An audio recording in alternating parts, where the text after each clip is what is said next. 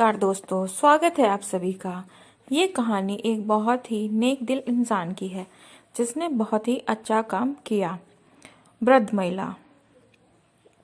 जोधपुर की एक चर्चित दुकान पर लस्सी का ऑर्डर देकर हम सब दोस्त यार आराम से बैठकर एक दूसरे की खिंचाई और हंसी मजाक में लगे ही थे कि एक लगभग 75-80 वर्ष की बुजुर्ग महिला पैसे मांगती हुई मेरे सामने अपने हाथ फैलाकर खड़ी हो गई। उसकी कमर झुकी हुई थी, चेहरे की झुर्रियों में भूख तैर रही थी, नेत्र भीतर को धंसे हुए थे किंतु सजल थे। उनको देखकर मन में न जाने क्या आया कि मैंने अपनी जेब से सिक्के निकालने के लिए डाला हुआ हाथ वापस खींच लिया और उनसे पूछा कि दादी जी लस्सी पियेंगे। मेरी इस बात पर दादी कम अचंभित हुई और मेरे मित्र अधिक, क्योंकि अगर मैं उनको पैसे देता तो 5 या 10 रुपए ही देता, लेकिन लस्सी तो 30 रुपए की थी। इसलिए लस्सी पिलाने से मेरे गरीब हो जाने की और उस बूढ़ी दादी के द्वारा मुझे ठक्कर अमीर हो जाने की संभावना बहुत कम बढ़ गई थी। दादी ने सकुचाते हुए हामी भरी और अपने पास जो मांग कर जमा किए हुए 6-7 रुपए थे वो अपने कांपते हाथों से मेरी ओर बढ़ाए। मुझे कुछ समझ नहीं आया तो मैंने उनसे पूछा, ये किस लिए? इनको मिलाकर मेरी लस्सी के पैसे चुका देना बाबूजी। भावुक तो मैं उनको देखकर ही हो गया था। रही बची कसर उनकी इस बात ने पूरी कर दी। एकाएक मेरी आंखें छलछला आईं और भर्राए हुए गले से मैंने दुकान वाले से एक लस्सी बढ़ाने को कहा। उसने अपने पैसे वापस मुट्ठी में बंद कर लिए और वह पास ही जमीन पर बैठ गईं।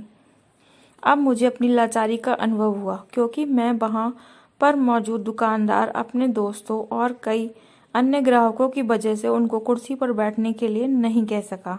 डर था कि कोई टोक न दे, कहीं किसी को एक भीख मांगने वाली बुढ़िया महिला के उनके बराबर में बैठाए जाने पर आपत्ति न हो जाए। लेकिन वो कुर्सी जिस पर मैं बैठा था मुझे काट रही थी। लस्सी कुल्हड़ों में भरकर हम सब मित्रों और बूढ़ी दादी के हाथों में आते ही मैं अपना कुल्हड़ पकड़कर दादी के पास जमीन पर बैठ गया, क्योंकि ऐसा करने के लिए तो मैं स्वतंत्र था। इससे किसी को आपत्ति नहीं हो सकती थी।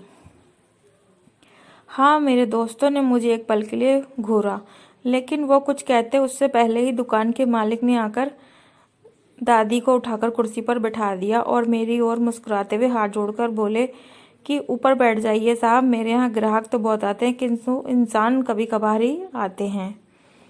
उन सबके हाथों में लस्सी के कुल्हड़ और होठों पर सहज मुस्कुराहट थी। बस एक वो दादी ही थी जिनकी आंखों में तृप्ति के आंसू, होठों पर मलाई के कुछ अंश और दिल में सैकड़ों दुआएं थीं। न जाने क्यों हमें 10-20 रुपए किसी भूखे गरीब को देने या उस पर खर्च करने होते हैं तो हमें बहुत ज़्यादा लगते हैं।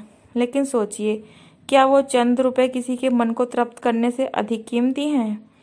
जब कभी अवसर मिले तो ऐसे दयापूर्ण और करुणा में काम करते रहें, भले ही आपका कोई साथ दे या ना दे। यकीन मानिए, दिल को बहुत सुकून मिलेगा। धन्यवाद। आपका कीमती और बहुमूल्य समय देने के लिए दिल से आभार। Please like and subscribe.